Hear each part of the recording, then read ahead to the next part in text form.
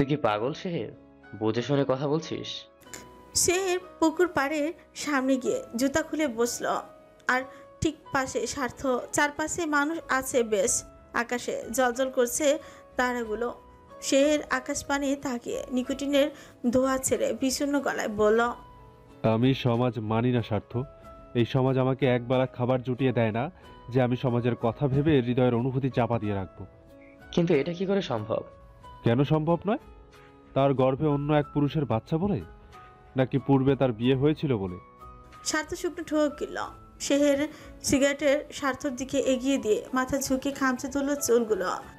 আমার ভালো লাগছে না কিছু। নুসরাত জানে? জানে। কি বলেছে? হুম। স্বার্থ দীর্ঘশ্বাস পেল। আজ সে খেয়াল করেছিল নুসরাতের অস্থিরতা। এখানে ঠিক কী বলা উচিত সে বুঝতে পারছে না। শেহরের কাঁধে হাত রেখে ভরসা রাখলো। ভরসা দিয়ে বলল, ভালোবাসা কখনো জোর করে হয় না দোস্ত। আর নিজের একটা জীবন আছে, পছন্দ আছে, তার সিদ্ধান্তকে তো সম্মান করা উচিত। কিন্তু জীবন তো আর পড়ে থাকবে না, তাই 1% আশা থাকলেও চেষ্টা করে দেওয়া উচিত। শেহর কোনো উত্তর দিল না। চুপচাপ তাকিয়ে রইল পানির দিকে। আল্লাহ যা করবেন তাই কবুল হোক, সেটা পূর্ণতা কিংবা অপূর্ণতা। রাত হয়েছে বেশ। কায়নাত আজ কাজ শেষ করে ঘরে এলো। অর্ণ কায়নাতকে দেখে ল্যাপটপ বন্ধ করে রাখলো। কায়নাত অর্ণকে দেখো না দেখার ভান করে ওয়াশরুমে গিয়ে জামা কাপড় চেঞ্জ করে এসে আয়নার সামনে বসে চুলগুলো বিনুনি গেঁথে ঘরের লাইট বন্ধ করে বিছানায় এসে শুয়ে পড়লো। অর্ণ আশ্চর্য হয়ে বোর কাণ্ড দেখলো। মেয়েটা রেগে আছে কি নিয়ে? না বলে বুঝবে কি করে সে কায়নাতের চুল টেনে ধরতে কায়নাত চিৎকার করে উঠল, কি সমস্যা? বিরক্ত কেন করছেন? ইডিয়েট, থাপ্পড় মেরে দাঁত ভেঙে ফেলবো। কি সমস্যা তোমার? কথা বলছো না কেন? কি কথা বলবো? আপনার সাথে কি নিয়ে কথা বলার আছে আমার? অর্ণ মেজাজ ঠান্ডা করলো। জোর করে কায়নাতকে কাছে টেনে নিয়ে তাকালো বই রাগান্বিত আননখানায়। ডিম লাইটের আবছা আলোয় স্পষ্ট কিশোরীর রাগ। অর্ণ সময় নিয়ে বই উষ্ঠে চুমু খেলো। নরম গলায় বলল, কি হয়েছে জান? কিছু হয়নি। আমাকে কি এখন আর ভাল লাগে না? বড় হয়ে যাচ্ছে? দেখতে খারাপ লাগছে? আপনি কি বলতে চাইছেন? আমি আপনার দেহ চেয়েছি এতদিন? ছি মার্কা কথা বলে না বউ, এসব বাজে কথা। নাটক করবেন না। আপনার সমস্যা কি সেটা বলুন। আপনি কেন আমার থেকে দূরে থাকতে চাইছেন? আমি অনেক দিন ধরেই খেয়াল করেছি আপনি আমার কাছেও আসেন না। আমার আবার কি সমস্যা? এই সময় আমাদের কিছুটা দূরত্ব দরকার। তুমি পাগলামো করলে নিজেকে ধরে রাখা কষ্ট। দূরত্ব কেন দরকার? শোনো মেয়ে, বছরখানিক পর তোমার পরীক্ষা। এখনো তুমি খুব ছোট। এই সময় এত সময় করবে না, নাহলে পড়াশোনার ক্ষতি হবে। আপনি কাছে না থাকলে আমি পড়বো না। পাগলামি করো না। আপনি কাছে কেন আসছেন না? অর্ণ শ্বাস টানলো। বিবাহিত সকল নারী পুরুষ শারীরিক চাহিদা থাকে, এটা স্বাভাবিক। কিন্তু অর্ণ চাইছে না কায়নাতের সাথে বেশি ঘনিষ্ঠ হতে।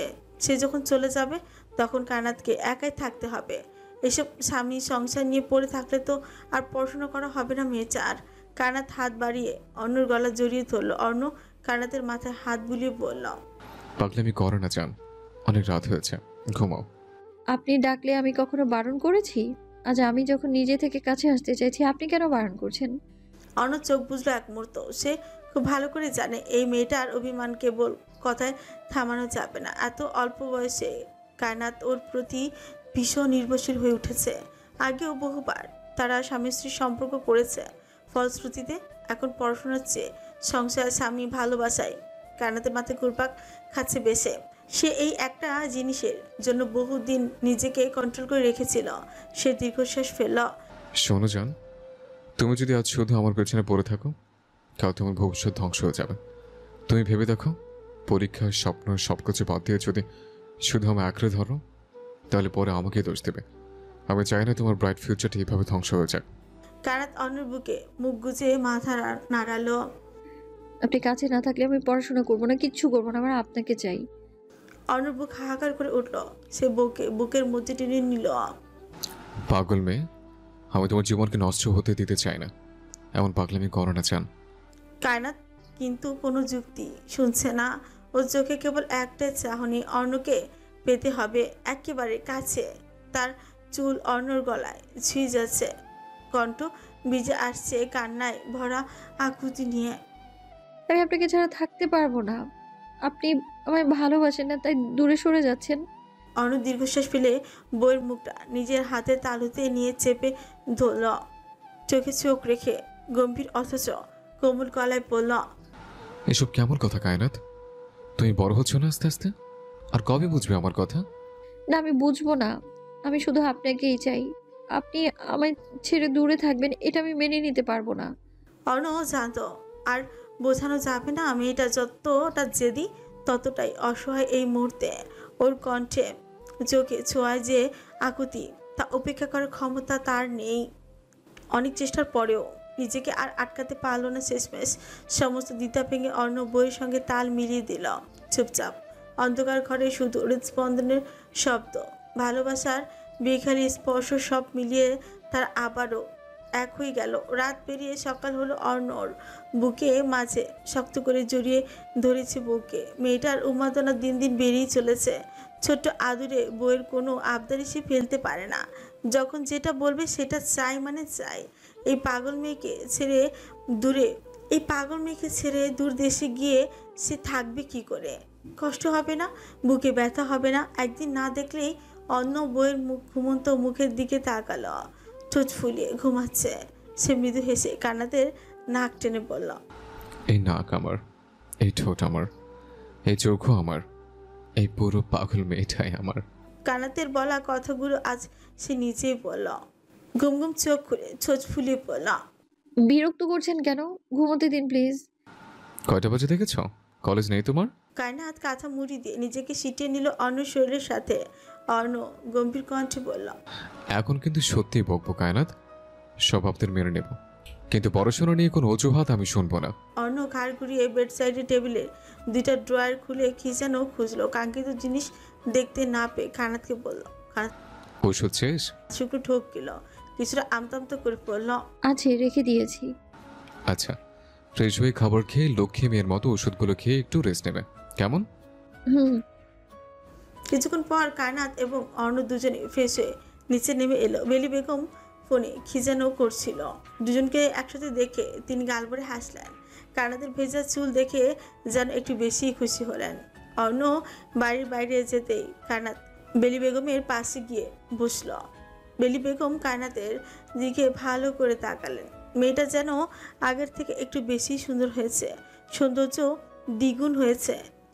আগের মতো বাচ্চা বাচ্চা ভাবটা তেমন নেই। তিনি ঠোঁট চিপে হেসে বললেন, জামাই একটু বেশি ভালোবাসে তাই না? দিন দিন তো সুন্দর হয়ে যাচ্ছিস। কানাত হঠাৎ বেলি বেগমের মুখে সকাল সকাল এমন কথা শুনে ভরকে গেলেন। ফ্যালফ্যাল করে তার দিকে তাকাতেই বেলি বেগম কানাতের গাল টেনে দিয়ে বললেন, খুব সুখী হ। সকালে খাবার খাওয়ার সময় কানাতের তেমন কিছুই খেলো না। তার খেতে ইচ্ছে করছে না। অর্ণ তবু জোর করে ধমক দিয়ে হালকা খাবার খাইয়েছে। বিকেল 5টার দিকে স্বার্থ এলো মেহরাব ও শেরকে নিয়ে। অর্ণর ঘরে মেহরাব অর্ণর সাথে বসে কিছু কথাই বলছিল। কায়না দুজনের জন্য কফি এনে দিল। তার ফোন বাজতে কল রিসিভ করে বারান্দা এগিয়ে গেল। ফুপুমা কল করেছে, সে সালাম দিয়ে জিজ্ঞেস করল, কেমন আছো ফুপুমা? সোহানা বেগম ফোনের ওপাশ থেকে বললেন, এখন একটু বেশি ভালো আছি বুড়ি। সুরঞ্জনের বিয়ের ডেট ঠিক হয়ে গেছে আজকে। 23 তারিখ গায়ে হলুদ আর 24 তারিখে বিয়ে। কানাত খুশিতে চিৎকার করে উঠল, উৎফুল্ল হয়ে বলল, সুরঞ্জন আপুর বিয়ে ঠিক হয়েছে। আমাকে আগে বললে আমি আরো সপ্তাহখানেক থেকে আগেই যেতাম ফুপুমা। হ্যাঁ, কাল তোর শ্বশুর বাড়িতে যাব, সবাইকে দাঁত দিয়ে আসবো আর তোকে নিয়ে আসবো, কেমন? ঠিক আছে। কানাত কিছুক্ষণ কথা বলে কল কেটে এলো ঘরে। অর্ণব ফ্রিকোচকে জিজ্ঞেস করলো, চিৎকার করলে কেন? কে ছিল কলে? ফুপুমা কল করেছিল, সুরঞ্জন আপুর বিয়ে ঠিক হয়েছে, আমাকে কালকে নিয়ে যাবে ওই বাড়ি। মেহরাবের মুখ শুকিয়ে এলো। অর্ণ তাৎ কটমট করে বলল, কোথায় যাবে তুমি? আমি এখানে আছি না। আপনিও আমার সাথে যাবেন তাহলে? আমি কোথাও যাব না, আর তুমিও যাবে না। আচ্ছা, কি নিয়ে যেন কথা বলছিলি? কানাত মুখ ফুলালো। মেহরাব কথা ঘুরিয়ে বলল, নিশা নুসরাতকে নিয়ে ছাদে এসেছে। ওরা আসতেই স্বার্থ নিশাকে নিয়ে ছাদের অন্য সাইডে সরে গেল। নুসরাত উঁচু পেঁচা নিয়ে দাঁড়িয়ে থাকতে পারল না বলে সে চেয়ার এগিয়ে দিল। নুসরাত সেখানে বসতেই সে শুকনো ঠকিল। নুসরাতের শরীর আগের থেকে ভার হয়েছে। বডি মেনটেন করা মেয়েটা আজ বেলুনের মতো ফুলে গেছে। দেখতে পুতুল পুতুল লাগে। নুসরাত আর চোখে শেরকে দেখে বলল। তুমিও বসো। শের তার সামনে দূরত্ব রেখে বসলো। নুসরাত লম্বা শ্বাস এনে চেয়ারে গা ছেড়ে দিয়ে পেটে হাঁস রাখলো। শেরের দিকে আজ কোনো দ্বিধা ছাড়া চোখে চোখ রাখলো। শান্ত গলায় বলল। বলো কি বলবে। আর কতবার বলবো? শেহের ভাই, তুমি বুঝতে কেন পারছো না?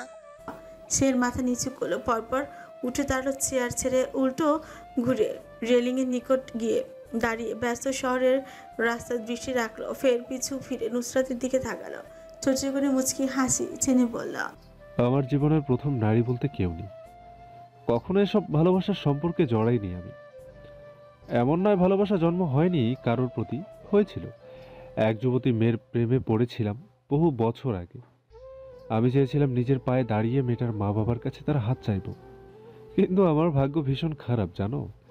যাকে পাওয়ার জন্য দেশ ছেড়েছিলাম তাকে আমি পাইনি। সেই মানুষটা অন্য একজনকে ভালোবেসে বিয়ে করেছিল। নুসরাত শুকনো ঠকিল, দৃষ্টি সরিয়ে অন্যদিকে তাকালো। শের হেসে ফেলে তা দেখে। সেই নারী ছিলে তুমি। আমি তোমাকে পাইনি ভেবেও ভীষণ খুশি হয়েছিলাম জানো। খুশি হয়েছিলাম এই ভেবে তুমি তোমার ভালোবাসার মানুষটার সাথে সংসার জুড়েছ। বদদোয়া দেইনি রাত পাখি। আমি সবসময় আল্লাহর কাছে দুহাত তুলে দোয়া করেছি তুমি যেন সবসময় সুখেই থাকো। আমি তোমার সুখ চেয়েছি সবসময়। নুসরাতের চোখে পানি ছিকছিক করছে। শের দীর্ঘশ্বাস ফেলে বলল। আমার এই অবাধ্য অনুভূতির কথা আল্লাহ ছাড়া কেউ জানে না, বন্ধুদেরও কখনো বলিনি। তোমার তালাক হওয়ার পর বিবেক আটকালেও হৃদয় কখনো নিয়ন্ত্রণ করতে পারিনি। বারে বারে ছুটে এসেছি তোমাকে এক পলক দেখার জন্য। টাকা পয়সা সম্মান বাড়ি গাড়ি সব করেছি, কিন্তু যার জন্য করেছি তাকে হারিয়েছি। আমি বাংলাদেশে তোমার পাশে থাকলে কি তুমি আমায় ভালোবাসতে রাত পাখি? ভালোবেসে বলতে না শেহের আমি তোমায় ভালোবাসি, বলতে না একবারের জন্য? নুসরাতের ঠোঁট ভেঙে এলো। শের বলল। নুসরাত কেঁদো না, তোমার চোখে পানি মানায় না। অজান্তেই তোমাকে কষ্ট দিয়েছি আমি। আমি মাপ চাইলেও বোধ হয় এর ক্ষমা হবে না। কিন্তু শেহের ভাই, ভালোবাসলেই যে পেতে হবে সেটা কোথায় লেখা আছে বলো? আমিও তো একটা মানুষকে ভালোবাসতাম, তাই বলে কি ওই মানুষটা আমার হয়েছে? অতীত ভুলে যাও। কি হয়েছে, কে ছিল, কেন হয়েছে সব ভুলে যাও। শুধু বর্তমান আর ভবিষ্যৎ নিয়ে ভাবো।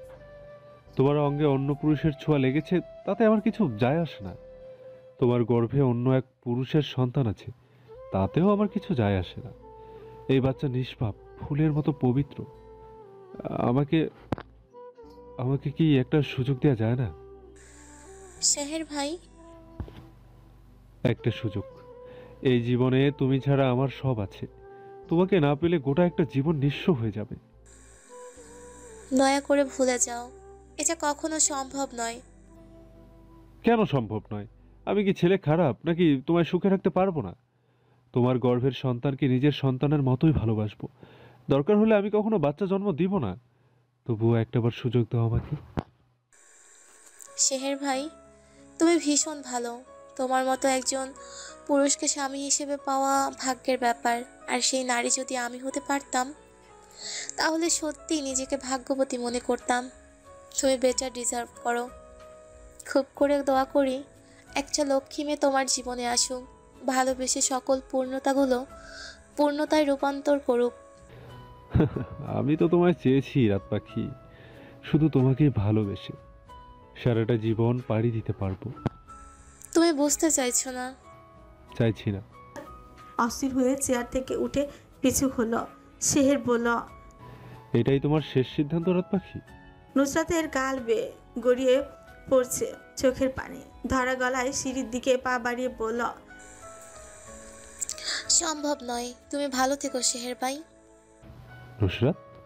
নিশা দৌড়ে এসে বোনকে নিয়ে সিঁড়ি বেয়ে নিচে নেমে গেল।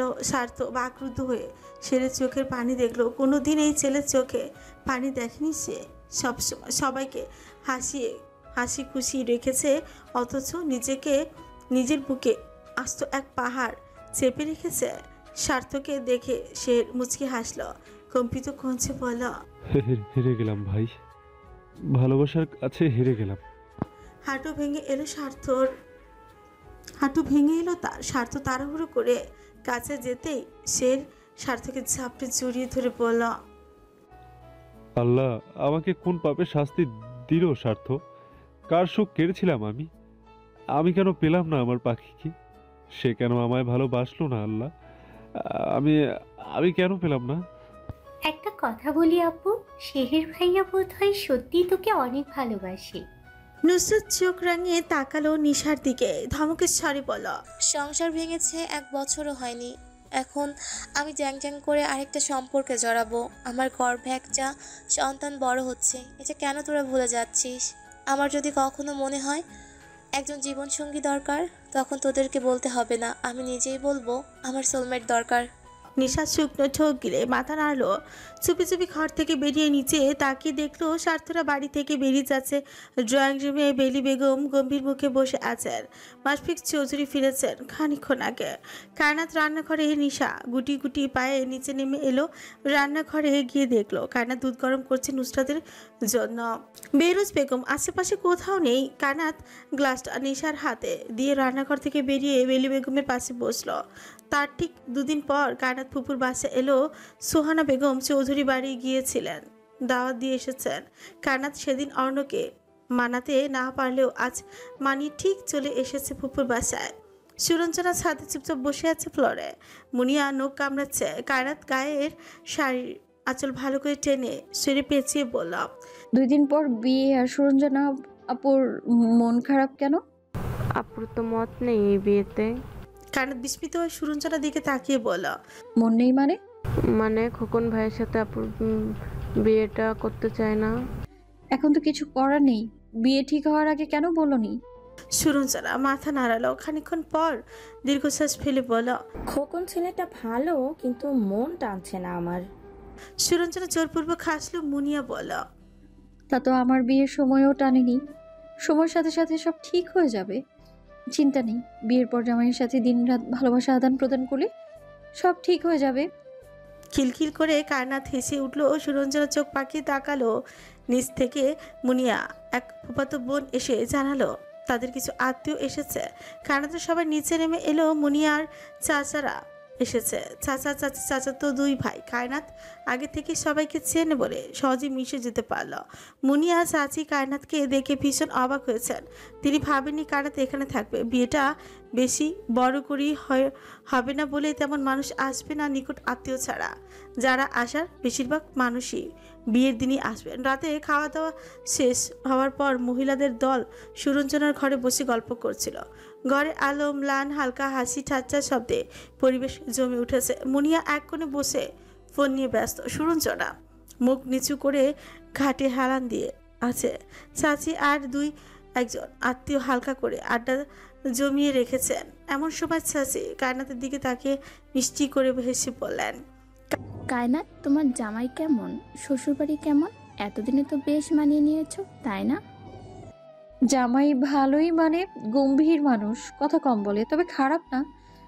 শ্বশুরবাড়ির সবাই সবার মতোই, ঝগড়া ভালোবাসা মান অভিমান মিশিয়ে চলছে। তাই নাকি? জামাই এলো না কেন? উনি হয়তো বিয়ের দিন আসবেন। আচ্ছা, তাহলে সংসার মোটামুটি শান্তিতে চলছে? শান্তি আছে, আবার অশান্তিও আছে। সংসার তো একরকম যুদ্ধক্ষেত্র চাচি, তবে সব মিলিয়ে চলছে আলহামদুলিল্লাহ। তুমি বড় মনের মেয়ে মা, সংসার টিকিয়ে রাখতে মেয়েদের অনেক কিছু সহ্য করতে হয়। দোয়া করি সুখী হও। কায়নাত মৃদু হাসলো। শরীরটা খারাপ লাগছে বলে সে বিছানায় করে শুয়েও পড়লো। অর্ণব বলেছিল রাতে কল করতে, বেচারির মনে নেই। রাত পেরিয়ে সকাল হলো। ব্যস্ততায় শহর তাজা হয়ে উঠল। নিশা চলে এসেছে সকাল সকাল ভাবির কাছে। কায়নাত ননদকে দেখে নিয়ে সকালের খাবার খেয়ে বাড়ির বাইরে বের হয়েছে মুনিয়ার সাথে। বাড়ির সামনে আসতে অর্ণর গাড়ি দেখে চমকে উঠল কায়নাত। নিশা হতভম্ব হয়ে বলল, ভাইয়া। ঠিক অর্ণ তখনই গাড়ি থেকে নেমে এলো। ছাই রঙা শার্টের হাতা গুটিয়ে বুকে হাত গুজিয়ে গাড়ির সাথে হেলান দিয়ে দাঁড়ালো। কায়নাত শুকনো ঠোক গেল রাতের কথা ভেবে। সকালে তো কল করেনি সে। মুনিয়া অর্ণকে দেখে সালাম দিল। অর্ণ নরম গলায় সালামের উত্তর নিয়ে কাছে এগিয়ে এলো। কায়নাতের সামনে এসে দাঁড়িয়ে ফ্রিউচিয়ে বলল, ম্যাডাম। কায়নাত শরীর দুলালো, এলোমেলো দৃষ্টি ফেললেও বলল, এত সকালে আপনি এখানে কেন?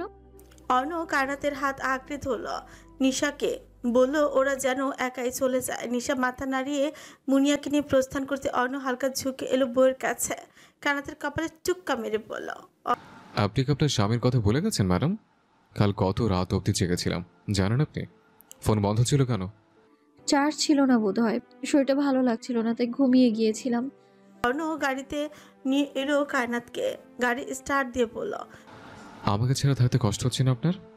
এমনিতে তো দিন রাত এক করে কান্না করেন। আপনাকে তো বলেছিলাম আমার সাথে আসতে, তাহলে আপনি কেন আসেননি? আমার বোনের বিয়েতে আমি থাকবো না? অর্ণ গম্ভীর ভঙ্গিতে স্টিয়ারিং ধরলো, ঠোঁটের কোণে হালকা হাসি টেনে বলল, আপনার বোনের বিয়ে, আমার তো নয়, তাই ভাবলাম জামে এসে বরকনের ভিড় বাড়াবে কেন? আপনার কি সমস্যা বুঝি না আমি। একটু আসলে কি হতো, সবাই বলতো কায়নাতের জামাই এসছে, কত মান সম্মানের বাড়তো। মান সম্মান আমার নামে যথেষ্ট, আলাদা করে আসার প্রয়োজন নেই। অভিমান করার মতোই মানুষ আপনি। আমি একদিন না ফোন করায় এমন নাটক করছেন, আর আপনি যে আমার কোনো আবদারই শোনেন না। অর্ণ হঠাৎ গাড়ি থামিয়ে দিল, কাছে ঝুঁকে এসে বউয়ের চোখের দিকে তাকিয়ে বলল, একদিন না ফোন করলে আমি পাগল হয়ে যাই। এটা বুঝতে এত কষ্ট হচ্ছে আপনার? সারা রাত বসে থেকেছে শুধু আপনার একটা কলার আসে, অথচ আপনি আরামে ঘুমিয়েছেন। কানাত লজ্জায় দৃষ্টি নামিয়ে নিল। আঁচল ঘুরাতে ঘুরাতে মিনমিন করে বলল, শরীরটাই খারাপ লাগছিল, ইচ্ছে করে তো ঘুমাইনি। অর্ণ হালকা টেনে নিল কায়নাতের হাত, গম্ভীর স্বরে বলল, আমার বউ অসুস্থ হবে আর আমি জানবো না? এটা মেনে নেওয়া যায় না। চলো হসপিটালে যাব। ধুর, এটুকুর জন্য এবার হসপিটাল যেতে হবে? অবশ্যই যেতে হবে। যাব না, আপনি আমাকে ঘুরতে নিয়ে চলুন দূরে কোথাও। অর্ণ গম্ভীর মুখে বউয়ের ক্লান্ত মুখশ্রী দেখে সিরিয়াস হয়ে বললাম, তুমি ঠিক আছো? কায়নাত মুচকি এসে মাথা নাড়ল। দিন পেরিয়ে রাত হলো, কায়নাত এখনো অর্ণের সাথে। সোহানা বেগম বারবার কল করে অর্ণ বলেছে কায়নাতের যেতে একটু লেট হবে। জামাইয়ের কথা শুনে সোহানা বেগম আর কিছু বলতে পারেনি। কায়নাত রেগে তাকিয়ে আছে অর্ণের দিকে। অর্ণ তাকে চৌধুরী বাড়ি নিয়ে এসেছে, এখন যে অর্ণ তাকে ওই বাড়ি যেতেই দিবে না এটাও বুঝে গেছে সে। অর্ণ সেই দৃষ্টির তোয়াক্কা না করে বিছানায় আরাম করে হেলান দিয়ে বসেছে। কায়নাত কটমট করে বলল, কি সমস্যা আপনার? আমাকে এই বাড়ি কেন নিয়ে এলেন? ওই বাড়িতে অনেক ছেলে ছিল, তারা আমার আত্মীয়। তুহিনও তোমার ভাই ছিল। কায়নাত চুপ করে গেল। বুকটা যেন হঠাৎ করে কামড়ে থলো তুহিনের নাম শুনে। সে গুচি গুচি পায় অর্ণের কাছে এগিয়ে এসে পাশে বসলো। অর্ণ বলল, জেদ করবেন না, অনেক রাত হয়েছে, ঘুমান। কায়নাত লক্ষ্মী মেয়ের মতো অর্ণ পাশে শিব বলল। অর্ণ ঘর লাইট বন্ধ করে কায়নাতের মাথায় কিছুক্ষণ হাত বুলিয়ে দিল। কায়নাত ফিসফিস করছে, অর্ণ সেসব কথার উত্তর দিচ্ছে। কায়নাত বলল, আপনাকে না পেলে এই সুখ হয়তো কোনোদিনও পেতামই না। আপনি আমার জীবনে না আসলে আমি জানতামই না ভালোবাসায় এত সুখ। শুনছেন, আমি যদি বেবি এক্সপেক্ট করি তাহলে কি আপনি অফিস যাবেন না? আমার পাশে বসে আমাকে শুধু আদর করবেন? তুমি সুস্থ থাকতে আমি শান্তিতে কাজ করতে পারি না, অসুস্থ হলে তো দেশ ছেড়ে দিতে হবে। যত সব, আপনি কি আমায় অপমান করছেন? নাটকবাজ মহিলা, প্রশংসা করছি আপনার। কায়নাত মুখ ভার করে পাশ ফিরলো। অর্ণ কপাল কুচকে কিছুক্ষণ তাকিয়ে হঠাৎ হাত বাড়িয়ে কায়নাতের পেটে সুশ্রী দিতে শুরু করলো। কায়নাত চমকে উঠে হেসে কুকড়ে গেল। আল্লাহ, থামুন না প্লিজ, আমি মরে যাচ্ছি। তাহলে রাগ ভাঙবে নাকি এখনো মুখ ফোলানো থাকবে? আচ্ছা আচ্ছা, রাগ নেই, এবার থামুন। অর্ণ হাত ছড়িয়ে নিল, মুচকি হেসে কায়নাতকে কাছে টেনে নিলাম। কায়নাত হাঁপাতে হাঁপাতে বুকে মুখ ঘুষে বললাম, আপনি ভীষণ খারাপ। অর্ণ তার চুলে হাত বুলিয়ে নিল, নিচু স্বরে ফিসফিস করলো, হ্যাঁ খারাপই তো, শুধু আপনার জন্য। দুজনের মাঝের দূরত্ব হঠাৎ করেই গলে গেল যেন। অর্ণ আলতো করে তার গাল ছিল, খারাপ চোখ বুঝে ফেল। ঘনিষ্ঠতার মুহূর্তে হঠাৎ বজ্রপাতের মতো ফোন বেজে উঠল অন্ধকার ঘরে। শব্দটা কানে ঠুকতেই কায়নাত আটকে উঠে আরো শক্ত করে অর্ণকে আঁকড়ে ধরলাম। ধরবেন না ফোন। অর্ণ তার মাথায় হাত বুলিয়ে শান্ত করার চেষ্টা করলো। কায়নাত মুখ নাড়িয়ে বারণ করলো। অর্ণ আলতো করে আঁকড়ে ধরা হাত ছড়িয়ে ফোনটা হাতে তুলল। স্ক্রিনে মেহরাবের নাম দেখে ভ্রু কুচকালো। ভ্রু কুচকে এলো তার। এত রাতে তো মেহরাব কল করার কথা নয়। সে কল রিসিভ করতে ওপাশ থেকে একদমই মেহরাব বলল, শাওনের অ্যাক্সিডেন্ট হয়েছে তোদের বাড়ির মোড়ের সামনে। শাওন? বাল নুসরাতের অর্ণব মেহরাবের কথা থামিয়ে দিয়ে বলল, কিভাবে কি? কোথায় এখনো? বাইক অ্যাক্সিডেন্ট, সাথে একটা মেয়েও ছিল, খুব সম্ভবত ওর ওয়াইফ হবে। হয়েছে কি বলবে? মেয়েটা তেমন কিছু হয়নি, কিন্তু শাওন মারা গেছে। মাথা নেই বডির সাথে, মাথা থেতলে গেছে। সুরঞ্জনার বিয়ে আজ। চৌধুরী বাড়ির সবাই সেখানে উপস্থিত। নুসরাত উঁচু পেট নিয়ে সুরঞ্জনার ঘরে বসে আছে বিছানায়। কায়নাত সুরঞ্জনার সাজ দেখছে। বউ সেজে সেও বিয়ে করেছিল। অর্ণ সেদিন মাঝরাতে বউ সাজিয়ে কবুল করেছিল তাকে। পুরনো কথা ভাবতে হেসে ফেলল সে। অর্ণ বোধহয় বাইরে ভাইদের সাথে। কায়নাত বিছানা থেকে নেমে ঘরে বাইরে এলো। বাইরে এসে জানতে পারলো অর্ণ ছাদে গেছে। সেও কুচি কুচি পায়ে ছাদে গেল। গিয়ে দেখলো ছেলেরা মিলে সিগারেট টানছে। কায়নাতের কপালে ভাঁজ পড়ল। অভিমানী চোখে অর্ণের দিকে তাকিয়ে রইল। অর্ণের পরনে আজ কালো পাঞ্জাবি, বউয়ের সাথে মিলিয়ে কালো রঙের পাঞ্জাবি পরেছে অর্ণ। সুরঞ্জনার এক কাজিনের সাথে কথা বলছিল। হঠাৎ ছাদে দরজার দিকে চোখ যেতে কথা থামিয়ে দিল। হাতের সিগারেটটা কয়েকবার টান দিয়ে নিচে ফেলে পা দিয়ে পিছিয়ে ফেলল। তারপর এগিয়ে এলো কিশোরীর কাছে। কায়নাতের সামনে আসতে না আসতে কায়নাত শাড়ির আঁচল মুখে চেপে ধরে বলল, কাছে আসবেন না আমার। অর্ণ দাঁড়িয়ে গেল। কিছু বলার আগে কায়নাত অর্ণের দিকে তাকালো, বলল, আমার কথার কোনো দাম নেই আপনার কাছে, তাই না? আমি বারণ করার পরেও আপনি আবার সিগারেট খাচ্ছেন। খাই না তো, আজ অনেকদিন পর। আবার মিথ্যে কথা বলছেন। কায়নাত বিরক্ত হলো। ঘন শ্বাস ফেলে ধুর বলে পিছু ঘুরে সিঁড়ি বেয়ে নামতে শুরু করলো অর্ণ হতভম্ব। তাড়াতাড়ি সিঁড়ি বেয়ে কায়নাতের পিছু নিল। নিচে ফ্লোরে আসতে অর্ণ কায়নাতের হাত টেনে ধরলো। আশপাশে অনেক মানুষ, পরিস্থিতি খারাপ হবে বলে কায়নাত চুপ রইল। অর্ণ কাছে টেনে নিয়ে ধীর স্বরে বলল, আর খাবো না, সরি। কায়নাত উত্তর দিল না। বললাম তো সরি। কথা বলবে না তুমি? কায়নাত ঘুরে দাঁড়ালো, অর্ণর দিকে তাকিয়ে বলল, আপনার কাছে আমার কথার গুরুত্ব কতটুকু সেটা নিজের চোখেই দেখলাম। আর কি বা বলার আছে? কতদিন ধরে সিগারেট ধরে না, দেখেছো তুমি? আজকে অনেকদিন পর ছুঁয়েছে। ভালো করেছেন। সেই সময় কায়নাত হাত ছাড়িয়ে সুরঞ্জনার ঘরে ঢুকলো। বিকেলবেলা বিয়ে পড়ানো হলো। সুরঞ্জনার ইচ্ছে না থাকলেও খোকনকেই কবুল করতে হলো। শেষে সন্ধ্যার পর বিদায় হলো। রাতে চৌধুরী বাড়ির সবাই খাওয়া দাওয়া করে ফিরলো। প্রেম আর আদাল মিলে নুসরাতকে তার ঘরে দিয়ে এসে যে যার ঘরে গেল। পরদিন সকাল সকাল বাড়িতে এলো স্বার্থ এবং শেহের, হাতে নানা রকম ফল। হবু শ্বশুর বাড়ি বলে কথা। স্বার্থ নিশার ঘরে এলো। নিশা হাতে নখ কাটছিল। স্বার্থকে দেখে সব ছুঁড়ে মেরে জাপটে জড়িয়ে ধরল। স্বার্থ শব্দ করে হাসল। নিশার মাথায় হাত বুলিয়ে বলল, নিশার বাচ্চা, পাগল হয়ে গেছিস? নিশা হঠাৎ স্বার্থ চাপদারি ওরা গালে ছুঁয়ে পড়ল। তোমাকে কত মিস করেছি জানো, কষ্টের ঠেলায় সকালে খাইনি আমি। স্বার্থ ঠোঁট চেপে হাসলো। নাটকবাজ মেয়ে একটা। নিশা ছেড়ে দিল স্বার্থকে। হামাগুড়ি দিয়ে বিছানায় বসে স্বার্থকে বসতে দিল। স্বার্থ পা উঠিয়ে বসলো। নীল কাটারটা হাতে নিয়ে নিশার হাত টেনে ধরে পড়ল, আম্মু তোকে বাসায় নিয়ে যেতে বলেছে, আজ তোর জন্য কাচ্চি রান্না করবে। আন্টি যেতে বলেছে? হ্যাঁ। আম্মুকে বলে নিয়ে যাও, না বলে গেলে আমাকে বকবে। আচ্ছা। স্বার্থ সুন্দর করে নিশার নখগুলো কেটেই দিল। নিশা স্বার্থর দিকে তাকালো চুপ ছোট ছোট করে। মাথার চুলের দিকে তাকিয়ে বলল, তোমার তো চুল পেকে যাবে কয়েকদিন পর, কানাডা যাওয়ার আগে বিয়েটা করে যাও। স্বার্থ নিশার কপালে চুক্কা মারল। ফাজিল, পড়াশোনা শেষ কর।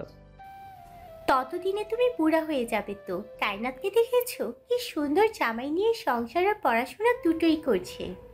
ওদের বিয়েটা তো স্বাভাবিক ছিল না সোনা, তোকেও বিয়ে করব, তার আগে নিজেকে স্ট্রং কর।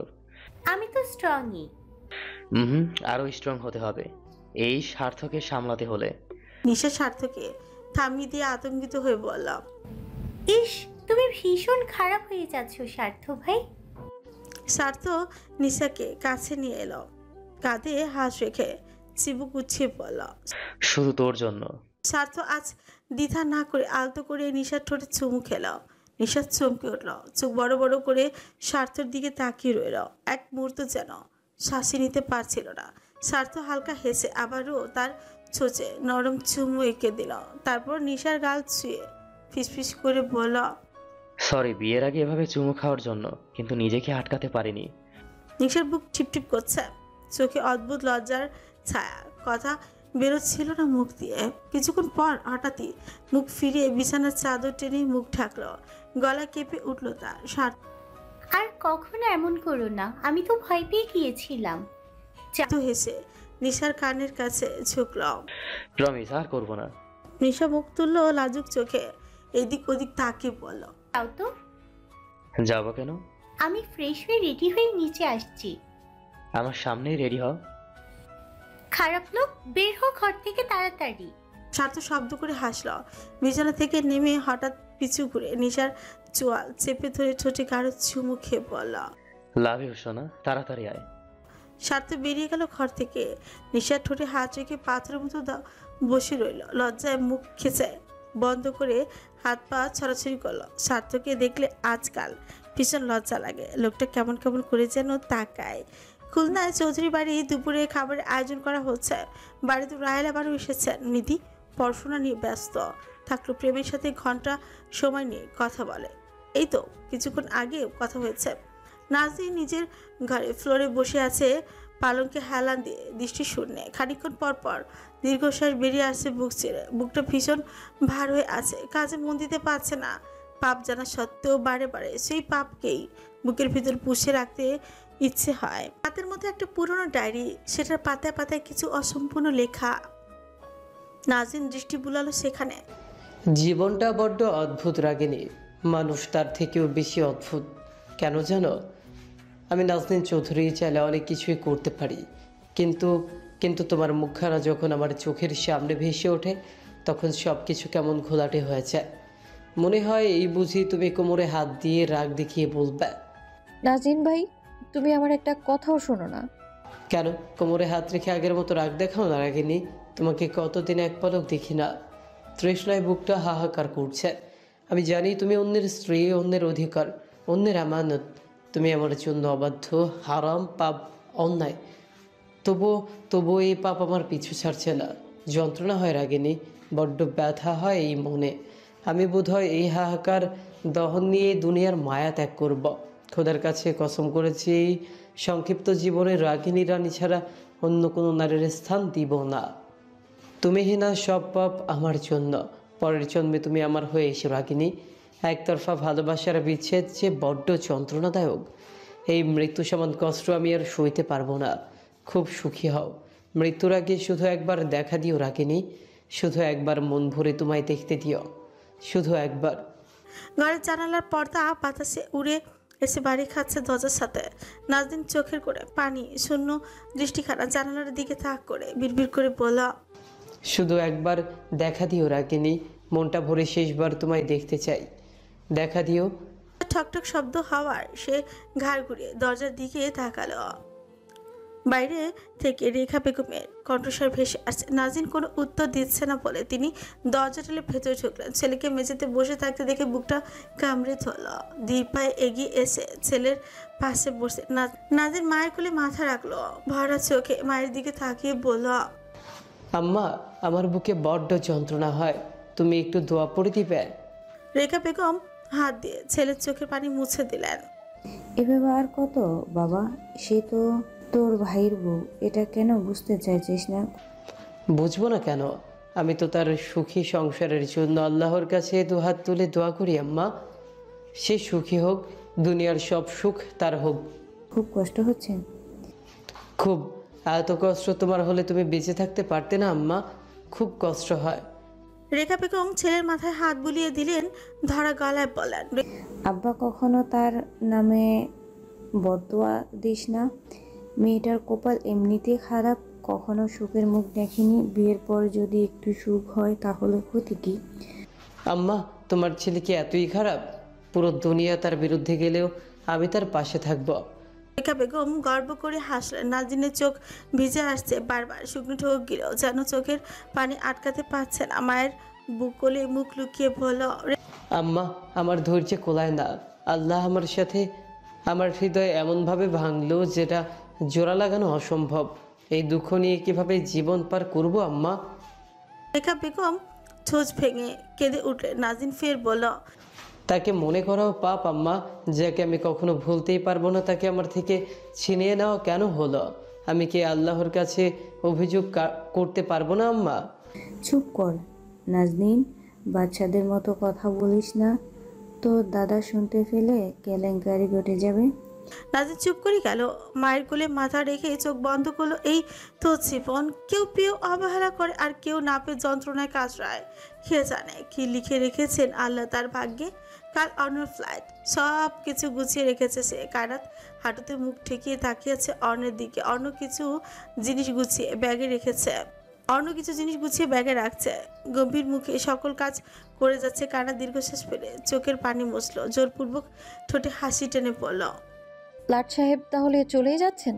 অর্ণ উত্তর দিল না। কায়নাত ফের সুথায়, নিজের যত্ন নেবেন, খেয়াল রাখবেন নিজের। সেখানে গিয়ে আবার কায়নাতকে ভুলে যাবেন না যেন। অর্ণ চোখ তুলে তাকালো, মেয়েটার চোখ মুখ ফুলে গেছে কান্নায়। অর্ণ শুকনো ঠোক গিলে কাছে মন দিয়ে বলল, তুমি নিজের যত্ন নেবে ইডিয়েট। ঠিক সময় মতো ওষুধ খাবে, পড়াশোনার কোনো বাহানা চলবে না।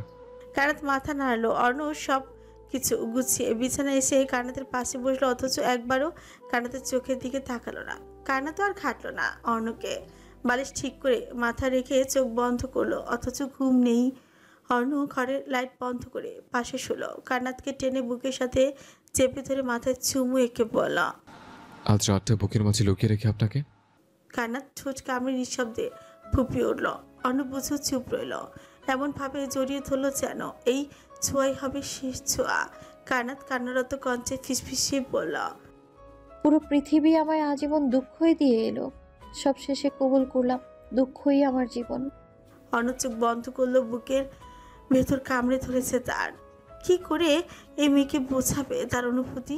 সে তো ইচ্ছে করে যাচ্ছে না, কায়নাতের ভালোর জন্যই যাচ্ছে। রাত পেরোলে ভোরের আলো ফুটতেই কায়নাতের ঘুম ভেঙে গেল। শরীর ভালো না থাকায় নামাজ পড়া হয় না অনেক দিন ধরে। পিটপিট করে চোখ খুলতে বুকটা খা খা করে উঠল। পুরো ঘর শূন্য, অর্ণ নেই। আশপাশে অর্ণর দেহখানা নেই। ঘরে চাপানো দরজা, অর্ণর একটা জিনিসও নেই ঘরে। অর্ণ বালিশে মুখ চেপে কায়নাত বালিশে মুখ চেপে ধরে হু হু করে কেঁদে উঠল। বুক চাপড়ে বিড়বিড় করলো। সব শেষে শূন্যতায় নিজেকে ভাসাতে হলো।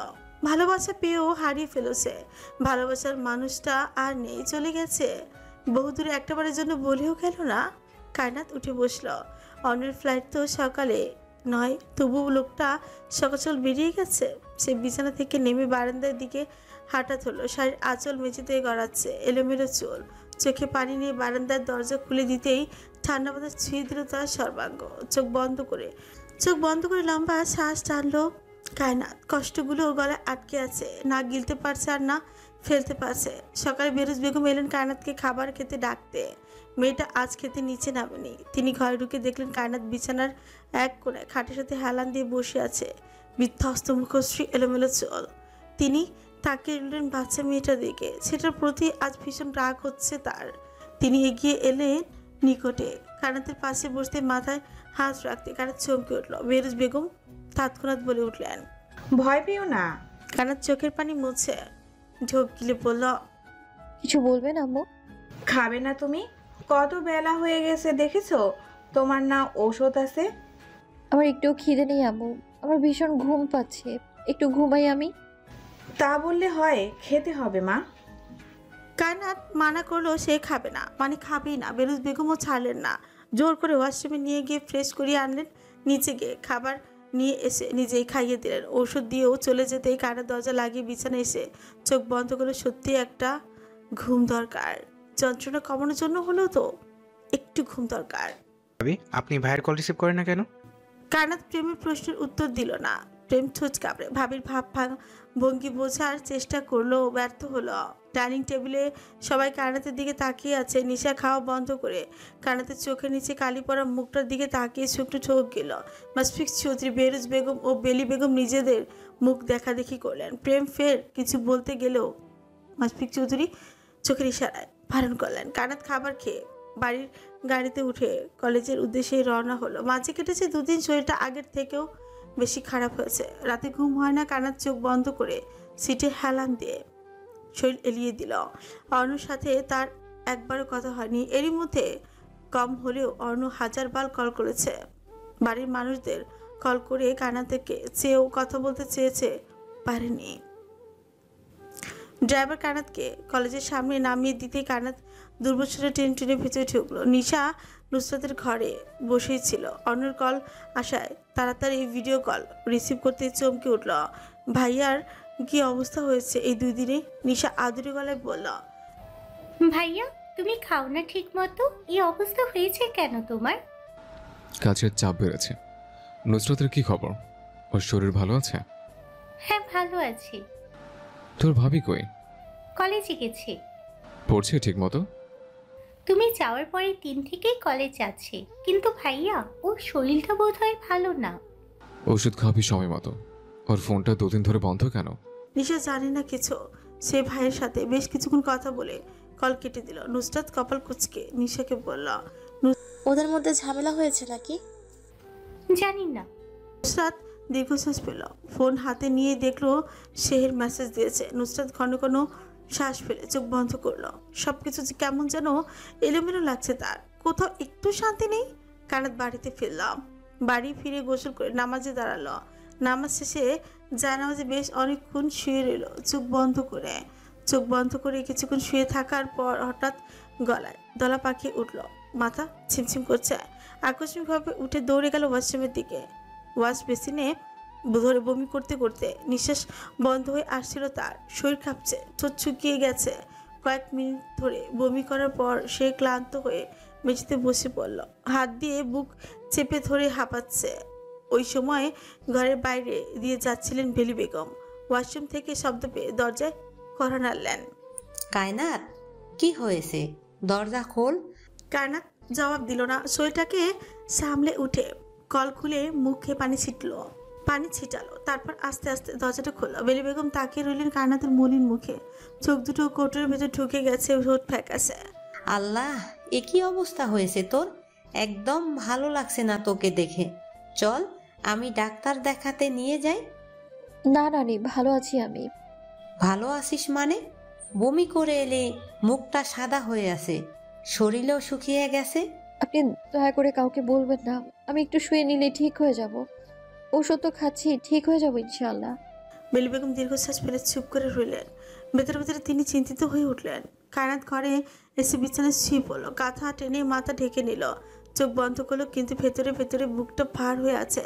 অন্যের কথা মনে পড়ছে তার, কণ্ঠ অচেনা অভিমান, কলগুলোর ভিড়। তবুও হাত বাড়িয়ে ফোনটা নিতে সাহস পাচ্ছে না। অপর পাশেই ফোনের পর্দায় অর্ণ কলিং ভেসে উঠল আবারও, কিন্তু কায়নাত নিস্তব্ধ হয়ে শুয়ে রইল।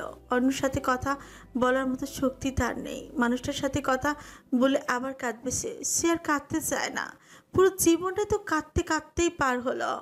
এত দুঃখের ভিড়ে নিজেকে খুঁজে পাওয়া যে যেন বড্ড কঠিন। দিন গেল আরও সপ্তাহখানিক। গধূলি বিকেলবেলা নিশা বের হয়েছে বাড়ি থেকে সার্থর সাথে। আজ সে শপিং করতে যাবে।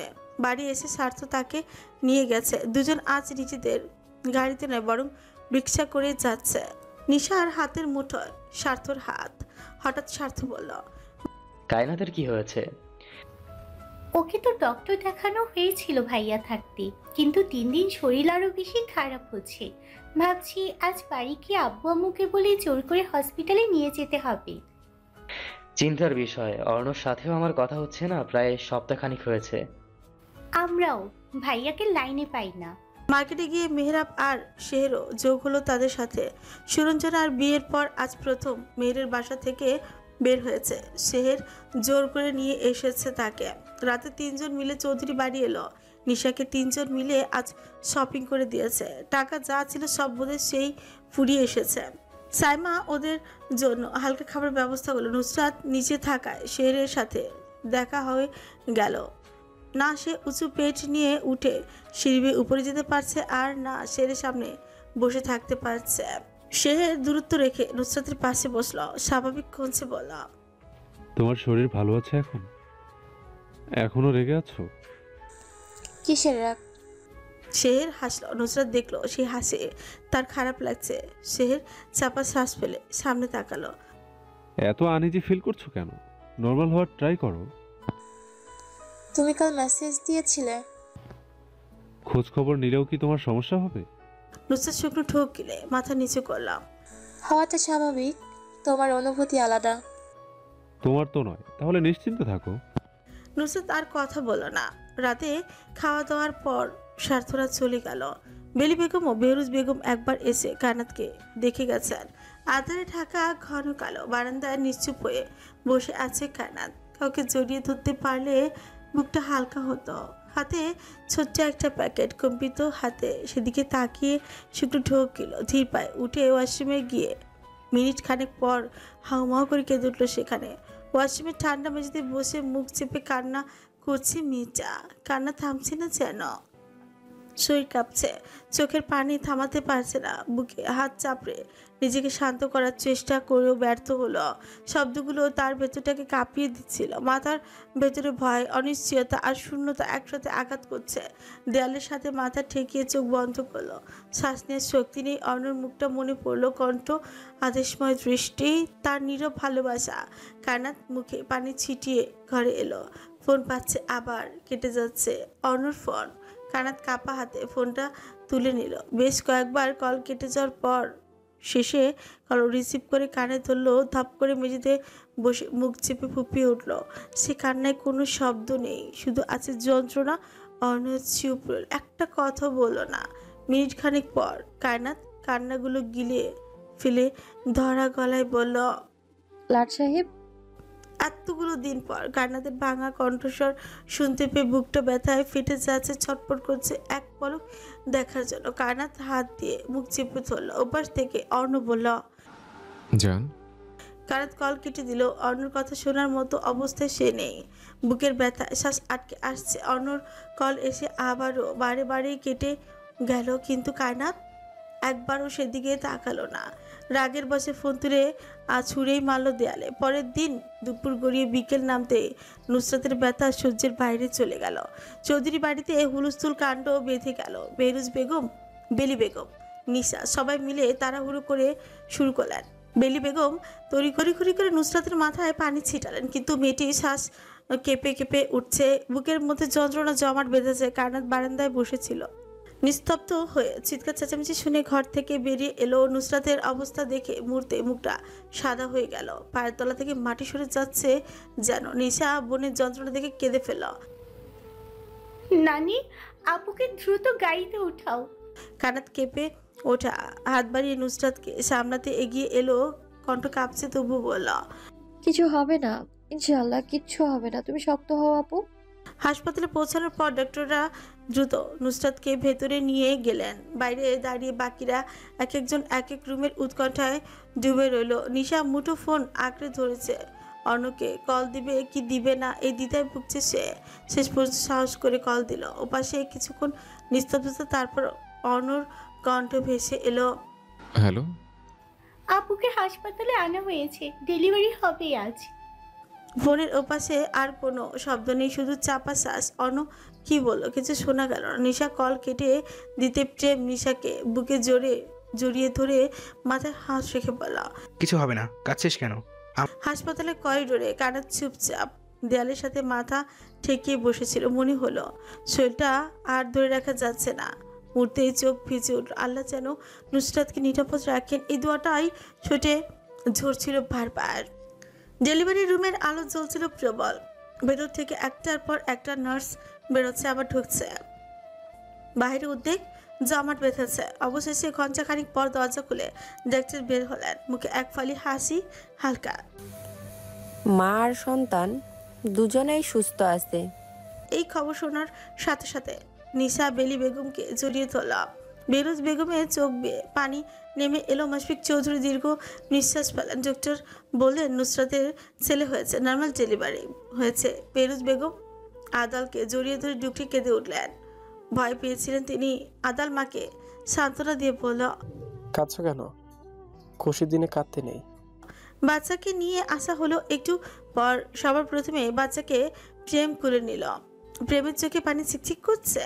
কম্পিত ঠোঁটে বাচ্চাটার কপালে ঠোঁট ছুঁয়ে দিতেই চোখের পানি গড়িয়ে বাচ্চাটার কপালে পড়ল। আদু করে বুকে মিশিয়ে বলল, আমাদের ছেলে, আমার কলিজার টুকরা বোনের নারীছাড়া অংশ, আমার আমার জান। বাচ্চাটা তাকিয়ে আছে নীরব চোখে। প্রেম বাচ্চাদের মতো কেঁদে উঠল, ডান কানের কাছে আজান দিয়ে লম্বা শ্বাস টানল। ওই সময় সিঁড়ির দিকে থেকে দৌড়ে এলো সেহের। এলোমেলো চুলে হাঁপাতে হাঁপাতে নিকটে এগিয়ে আসতে বাচ্চাটা শব্দ করে কেঁদে উঠল। সে চমকে প্রেমের বুকে মিশিয়ে রাখা বাচ্চাটার দিকে তাকালো। বুকটা কেমন করে উঠল। বেলি বেগম প্রেমের কাছ থেকে নিজের কোলে তুলে নিলেন। একে একে সবাই বাবুকে কোলে নিয়ে দেখলো। শেষে সেহেরও নিল। কুটুর কুটুর চোখে সেরে ছলছল চোখে তাকিয়ে রইল। পা নাড়াচ্ছে বাচ্চাটা। কানাত বসে আছে এখনো স্থির চোখে, পুরো ঘটনা দেখছে। বাচ্চাকে এখনো কোলে নেয়নি সে। বেরুজ বেগম বাবুকে নিয়ে এলেন কানাতের কাছে, পাশে বসে বললেন, নিতে পারবে। কানাত শুকনো ঠোক গিলে মাথা নাড়ল। বেরুজ বেগম কানাতের কোলে দিয়ে কানাতের দিকে তাকালেন। কানাত ঠোঁচ কামড়ে কান্না আটকে রেখেছে। কি যেন দোয়া পড়ে বাবুর মাথায় ফু দিয়ে বলল, মানুষের মতো মানুষ হও বাবা। নুসরাতকে বাড়ি নিয়ে আসা হলো তার পরের দিন সকালে। কবিতারা সবাই এসেছে বাবুকে দেখতে। নুসরাতের পাশে ছুট্ট শুনে ঘুমিয়ে আছে শান্ত হয়ে। ঘর ভর্তি মানুষ, কথায় ব্যস্ত। সবাই সেখানে উপস্থিত থাকলো, কায়নাত সেখানে নেই। কায়নাত অন্যর ঘরে বিছানায় শুয়ে আছে, চোখ দুটো খুলে তাকিয়ে আছে উপরে। চারপাশটা ভীষণ শান্ত। কায়নাত উঠে বসলো। হঠাৎ দরজায় শব্দ হওয়ায় উঠে গিয়ে দরজা খুলে দিল। চমকে সামনে তাকাতেই তাল সামলাতে না পেরে পড়ে যেতে নিলে অর্ণ ধরে ফেললো ওকে। হতবাক হয়ে কান্নাতের দিকে তাকিয়ে কি অবস্থা হয়েছে মেয়েটার, শুকিয়ে পুরো কাঠ হয়ে গেছে। কানাত অবাক চোখে অর্ণকে দেখে বলল, আপনি? অর্ণ কানাতকে ধরে সোফায় নিয়ে গিয়ে বসালো। ব্যস্ত হাতে কানাতের আনুন মুঠি নিয়ে বলল, কি অবস্থা করেছো নিজের? এই মেয়ে, ঠিক আছো তুমি? কানাত ঠোঁট ভেঙে কেঁদে উঠল। জাপড়ে জড়িয়ে ধরে হাউ মাউ করে কেঁদে উঠল। অর্ণ পিছে আলতো হাত বুলিয়ে বলল, শান্ত হও, এসেছি তো আমি। কানাত যেন কোনো কথাই শুনলো না। কাঁদতে কাঁদতে এক সময় বলল, কেন এসেছেন আপনি? অর্ণ উত্তর দিল না। কায়নাতকে নিজের থেকে ছাড়িয়ে চোখে পানি মুছিয়ে দিয়ে বলল, কি হাল করেছো নিজের? নিজের দিকে একবার তাকিয়ে দেখেছো কি অবস্থা হয়েছে? কানাত মাথা নিচু করে লম্বা শ্বাস টানল। অর্ণ উঠে দাঁড়ালো। সে এসেছে খানিকক্ষণ আগে। এসে আগে নুসরাতের সাথে দেখা করেছে। কানাতকে যখন খুঁজে পায়নি তখন নিশা বলেছে কানাত ঘরেই আছে। কানাত বলল, আপনি ফ্রেশ হয়ে আসুন। ঠিক আছে, কান্না থামাও মেয়ে, আমি অনেক টায়ার্ড। ফ্রেশ হয়ে তারপর আসছে। অর্ণ ফোনটি টি টেবিলের উপর রেখে কাবার্ডের নিকট এগিয়ে গেল। কাবার্ড খুলে কাপড়ের ভাঁজে হাত দিতেই সেখান থেকে একটা ছোট্ট প্যাকেট নিচে পড়ে গেল। অর্ণ মাথা ঝুঁকিয়ে নিচে তাকিয়ে প্যাকেটটা হাতে নিয়ে চমকে উঠল। ঘাড় ঘুরিয়ে কানেতের দিকে তাকিয়ে প্যাকেট খুলতে আকাশ ভেঙে পড়ল যেন। প্রেগন্যান্সি টেস্ট কিটে স্পষ্ট লাল দুইটা লাইন জ্বলজ্বল করছিল। বাকরুদ্ধ হয়ে কিছুক্ষণ সেদিকে তাকিয়ে চোখ বন্ধ করে শুকনো ঢোক গেল। ফের অর্ণ চোয়াল শক্ত হলো। প্যাকেটটা ছুঁড়ে মারল দেয়ালে। কণ্ঠে ক্রোধ নিয়ে বলল, এসব কি? ভয়ে শাড়ির আঁচল মুখে চাপলো মির্জা। শরীর কাঁপছে অস্বাভাবিক ভাবে। কাঁদতে কাঁদতে চোখ মুখ ফুলে একাকার। অর্ণ কাছে এগিয়ে এলো। কানাতের চোয়াল চেপে ধরে মুখ উঁচিয়ে বলল, তুমি প্রেগনেন্ট হলে কিভাবে? এই মেয়ে, উত্তর দাও। ওষুধ খাওনি তুমি? খেয়েছো কিনা বলো। কানাতের কান্নার তীব্রতা বাড়ল। অর্ণ রেগে টেবিলের উপর রাখা কাচের গ্লাসটা ফ্লোরে ছুঁড়ে মারতে কাচের টুকরোগুলো ছড়িয়ে ছিটিয়ে গেল। কাচের টেবিলে লাথি মেরে মারতে সেটা ছনছন করে ভেঙে গেল। কাঁদতে কাঁদতে মেয়েটার হেঁচকে উঠে গেছে। নিজেকে এমনভাবে গুটিয়ে নিয়েছে যেন অর্ণ তার ধারে কাছেও না আসতে পারে। অর্ণ চোখ দুটো লাল হয়ে উঠেছে রাগে। কায়নাত মেঝেতে বসে আঁচল দিয়ে মুখ ঢাকলো। শরীরটা কাঁপছে অবিশ্বাস্যভাবে। অর্ণ দাঁতের দাঁত চেপে জিজ্ঞেস করলো, টেস্ট কবে করেছো? কাল রাতে। এই সন্তান এখন দরকার নেই। আমি এখন কোনো বাচ্চা চাই না। অ্যাবর্শন করবে তুমি। কায়নাত ভয়ে জমে গেল। মুহূর্তের জন্য মনে হলো তার বুকের ভেতর থেকে হৃৎপিণ্ড কেউ টেনে ছিঁড়ে নিয়ে যাচ্ছে। আপনি কি বলেছেন? এটা আমাদের সন্তান। আমার শরীরে বেড়ে উঠছে আপনারই রক্ত মাংস। আপনি নিজের সন্তানকে মেরে ফেলতে চান? হ্যাঁ, এটাই চাই আমি। তুমি বুঝতে পারছো না? এখন কোনো বাচ্চা আমাদের প্রয়োজন নেই। আপনি কেমন মানুষ, নিজের সন্তানকে মেরে ফেলতে চাইছেন? আপনার হৃদয়ে কি কোনো মায়া নেই? অর্ণ দুহাত মাথা চাপলো। তার বুকের ভিতর অস্থির ঝড় বয়ে যাচ্ছে। কায়নাত আরো কাছে এসে অর্ণর পা জড়িয়ে ধরে বসলো। ফুপিয়ে বলল, আমার কিছুই চাই না, কিছু না, শুধু এই প্রাণটাকে বাঁচিয়ে রাখতে চাই। আল্লাহর দেয়া এই উপহারকে আমি মেরে ফেলতে পারবো না। আপনি যদি চান আমি একা মানুষ করব, কিন্তু এই সন্তান আমি মারতে পারবো না। আল্লাহর দোহাই লাগে এমন কথা বলবেন না। অন্যর চোখে ব্যথা আর রাগ একসাথে ভাসছে। সে চোয়াল শক্ত করে কায়নাতের দিকে তাকালো। তুমি বুঝতে চাইছো না কায়নাত, আমি বলছি এই বাচ্চা এখন রাখা যাবে না। নিজের সাথে সাথে তুমি বাচ্চাটাকে মারতে চাইছ? তোমার বয়স কত? ডক্টর কি বলেছিল মনে নেই তোমার? না, আমি মারতে পারবো না। আপনি যদি আমায় ছেড়েও যান তবু আমি এটা করতে পারবো না। নিজের সন্তানকে কবর দিতে পারবো না আমি। অন্য স্তব্ধ হয়ে গেল। দু হাত মুষ্টিবদ্ধ করে কায়নাতের দিকে তাকিয়ে রইল সে। তার চোখে জল জমে উঠেছে, কিন্তু সে ফিরে নিল মুখ। ঘরে ভাঙা কাচের টুকরো ছড়িয়ে আছে, আর মাঝখানে কাঁদতে কাঁদতে স্বামীকে আঁকড়ে ধরে বসে আছে কায়নাত। লম্বা শ্বাস জানল। অন্য কঞ্চে দৃঢ়তা বজায় রেখে বল, আমি যেটা বলেছি তুমি সেটাই করবে। কায়নাত চোখ মুখ শক্ত করে অনর বুকে ধাক্কা দিয়ে নিজের থেকে দূরে সরিয়ে দিল। চোখ ভর্তি পানি নিয়ে চিৎকার করে বলল, আপনি একটা অমানুষ। নিজের সন্তানকে মারতে চাইছেন আপনি? একটা অমানুষকে এতদিন ভালোবেসে এসেছি আমি। ছি। অন্য ঘরে ভাঙচুর শুরু করলো। কায়নাত ভয়ে দরজার এক কোণায় দাঁড়িয়ে পড়েছে। এতটা হিংস্র রূপের আগে সে কখনো দেখেনি অর্ণর। পুরো ঘরে মুহূর্তের মধ্যে এলোমেলো হয়ে এলো। ঘরের চিৎকার চেঁচামেচি শুনে বেহরুজ বেগম হুড়মুড়িয়ে প্রবেশ করলেন ভেতরে। কায়নাতকে এক কোণায় দাঁড়িয়ে ভয়ে কাঁদতে দেখে বেহরুজ বেগম চমকে উঠলেন। অর্ণর এহেন অবস্থা দেখে কিছুই বুঝে উঠতে পারলেন না।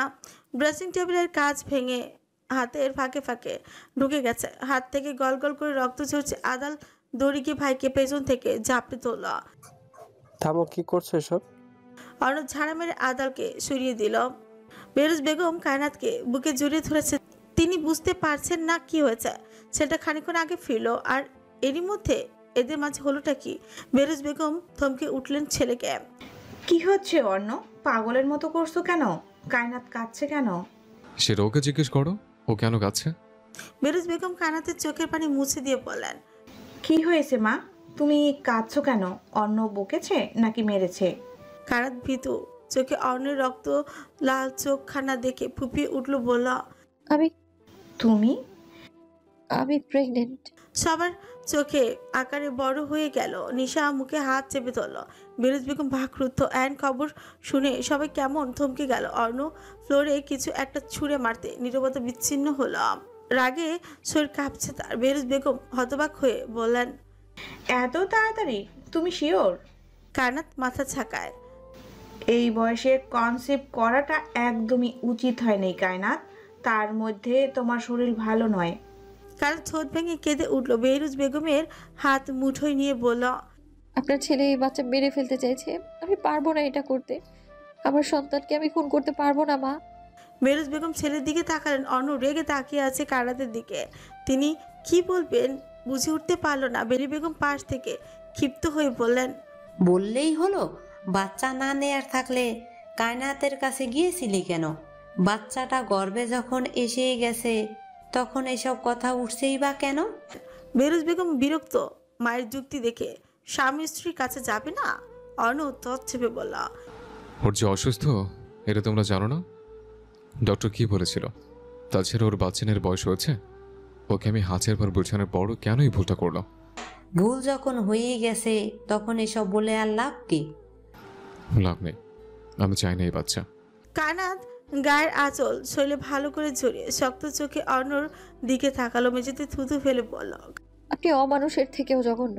এই মুখ আমায় কখনো দেখাবেন না আপনি। কায়নাত সবাইকে ছেড়ে ঘর থেকে বেরিয়ে গেল। অর্ণব বিছানায় বসে মাথা ঝাঁকিয়ে চুল টেনে ধরল। বেহরুজ বেগম আতঙ্কিত হয়ে আদালকে বললেন, আদাল, তোর ভাবিকে থামা, যা, ওকে বাড়ির বাইরে যেতে দিবি না। শোনো অন্য, এখন মাথা ঠান্ডা রাখতে হবে। বাচ্চা তো আর সে একা জন্ম দেয়নি। তুমি বাচ্চাটার বাবা।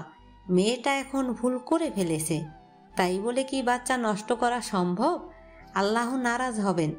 তিনি খুশি হয়ে কায়নাতের কোল আলো করার জন্য গর্ভে সন্তান দিয়েছেন, বুঝেছো? অর্ণ মাথা নিচু করে নানির কথাগুলো শুনল। বুক চিরে দীর্ঘশ্বাস বেরিয়ে এলো। নিজের বিধ্বস্ত ঘরের ফ্লোরে মাথা ঝুঁকিয়ে বসলো সে। নানি বিছানায় বসে বুঝাচ্ছিলেন অর্ণকে। অর্ণ বিষণ্ণ কণ্ঠে শুধায়, আমার কি বাবাটাকে শুনতে ইচ্ছে করে না নানি? আমারও তো ইচ্ছে করে। আমার সংসার আমাদের ছোট ছোট বাচ্চা থাকবে, সারাদিন বাবা বাবা বলে পাগল বানিয়ে ফেলবে। আমারও তো ইচ্ছে হয়। কিন্তু কায়নাত ভীষণ ছোট, অবুঝ কিশোরী এক নারী। অর্ণ মাথা নিচু করলো, কণ্ঠে কিছুটা ধীর হয়ে এলো। মেয়েটা পাগল বানিয়ে ফেলেছে আমাকে। কি করবো কিছু বুঝতে পারছি না। ও অসুস্থ, এই সময় বাচ্চা কনসেপ্ট করাটা কত রিস্ক ও জানি না। আমি সব হারাতে পারলেও ওকে হারাতে পারবো না নানি। তোমার এত ওভার রিয়াক্ট করার মোটেও উচিত হয়নি। তুমি ঠান্ডা মাথায় তার সাথে কথা বলতে পারতে। এত বারণ করার পরও আমার কথা শোনেনি। এত তারা কিসের? ওর বয়স হলে আমি নিজের বাচ্চা নেওয়ার কথা ভাবতাম। ছোট মানুষ, ভুল হয়ে গেছে। আমি কি করবো নানি? আমার যে ভীষণ লোভ জাগছে বাচ্চাটার মুখে একবার বাবা ডাক শুনতে, কিন্তু আমি চাই না আমার বউয়ের কিছু হোক। কায়নাত সবার আগে, তারপর বাচ্চা। যে বাচ্চা জন্ম দিতে আমার বউয়ের ক্ষতি হয়, সে বাচ্চা দিয়ে আমি কি করব বলো? আমি বাবা হব এটা তো খুশির খবর, কিন্তু স্বামী হিসেবে আমি বাবা হওয়ার খুশিটুকু উপভোগ করতে পারছি না। বেলি বেগম দীর্ঘশ্বাস ফেলেন। অর্ণ ফের বলল, আমি জানি ও কষ্ট পেয়েছে, তাই আমার সাথে এমন ব্যবহার করেছে, কিন্তু আমার এবার কি করার আছে? আল্লাহ না করুক ওর যদি কিছু হয়ে যায়, তখন আমি কি করব? অবুজের মতো একটা কাজ করে ফেলেছ, কিছু তো করার নেই। কিন্তু নানু ভাই, একটা কথা বলি শোনো। বাচ্চাটা যখন গর্ভে এসেই গেছে, তুমি আর নষ্ট করার কথা বলো না। আল্লাহর কাছে দুহাত তুলে দোয়া চাও, মেয়েটার চিকিৎসা করাও। আল্লাহ চাইলে মা বাচ্চা দুজনেই সুস্থ থাকবে। অর্ণ চোখের উপর হাত রাখলো। বেলি বেগম দেখলে ছেলেটার চোখের কার্নিশ বেয়ে জল গড়িয়ে পড়ছে। অর্ণ চোখের পানি মুছলো ঝোঁক গিলে, ধরা গলায় বললাম, ওকে আমি খুব ভালোবাসি নানি। ওর কিছু হলে আমি বাঁচব না। এই বাচ্চাটা আমি চাই না নানি।